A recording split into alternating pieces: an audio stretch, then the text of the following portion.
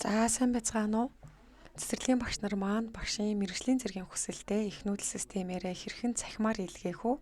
За мөн файлуудыг хэрхэн оруулах уу гэсэн заавар зөвлөгөө өгсөн бичлэгийг хүргүүлж байна. За эхлээд багш нар маань их нүүдэл рүүгээ өөрийн нэвтрэх нэр нууц үгээ хийж нэвтэрч орно. За ингээд зүүн гар талд харагдаж байгаа цэснүүдээ доошоо гүйлгэхээр их нүүдэл платформ гэсэн цэсний ерөнхий мэдээлэл хэсэг рүү орно. За эхлээд та нэмэлт мэдээллүүдээ SSS татах ёстой. За тэгээ SSS татах товчлуур дээр дараад ерөнхий мэдээлэл SSS татна. За мэдээлэл амжилттай татагдаж орж ирсний дараагаар энэ доор харагдаж байгаа хүсэлт илгээх товчлуур дээр дарж хүсэлтээ явуулна. За үүний дараагаар та платформд шилжих гэсэн товчлуур дээр дарахад автоматар мэрэгжлийн зэргийн материал бүрдүүлэх хэсэг рүү үсэрнэ. За би туршилтын баазаар явж байгаа учраас EBS-ийн багш гэж харагдаж байгаа. Та нар дээр бол SUB-ийн багш гэж харагдана.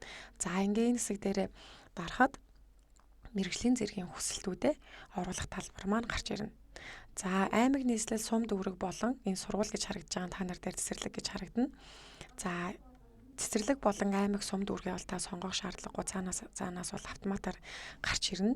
За хамгийн гол нь та овог нэр болон регистрийн дугаар, утасны дугаар нь мэдээлэл нь зөрүүтэй байвал мэдээлэлээ нэгтэлж үзээд засварлаарай. За ингээд эхлээд та чэт зураг оруулах ёстой. За цээж зураг компьютероосоо зааж өгөөд цээж зураг оруулсныхаа дараагаар ерөнхийдөө доор харагдаж байгаа энэ эзэмшсэн мэргэжил, ажилласан жил, за тэгээд ер нь одоогийн мэргэжлийн зэрэг олгосон огно гэх мэтчлэн бүх мэдээлэлээ үнэн зөвөөр бөглөж өгөөд тус бүрчлэлээр нь файл оруулах ёстой. За файл оруулахдаа анхаарах зүйл нь файл маань 25 мегабайтаас илүүгүй байх ёстой. За мөн файл маань зураг эсвэл PDF файл байх ёстой шүү. За ингээд та энэ дээрээс хамгийн чухал нь хамгийн доор хэсэгт харагдаж байгаа багш нарын хурлын тэмдэглэлийг бол оруулах шаардлагагүй. Бусдуудыг бол бүгдэн дээр нь файл оруулна шүү. За ингээд та бүх файлаа оруулж дууссан гэж үзвэл ерөнхий ингэж харагдана. За ингээд хэрвээ файлуудаа оруулсан байвал хавсаргасан файл гэдэг ингээд ногоорч харагдана. Тухайн хавсаргасан файл гэдэг үгэн дээрээ дарахад таны оруулсан файл харагдана. Тэгэхээр та файлаа үнэн зөв яг зөв оруулсан байна уугаа ингээд шалгаад явах боломжтой. За ингээд бүх файлуудаа оруулаад бүх мэдээлэлээ бөглөө дууссан бол та дараах гэсэн үгэн дээр дарж дараагийн хэсэг рүү нэвтрэнэ. За ингээд хоёр дахь хэсэг болох шалгуур үзүүлэлтүүд гарч ирнэ. За энэ дээр мөн та багшийн ёс зүйн хандлага, манлайлал хандлага, за сургалтын хөтөлбөрийн хэрэгжил дарга зүйн хамтын ажиллагаа гэсэн гурван хэсэг дээр тус бүрчлэн файлуудаа оруулнаа.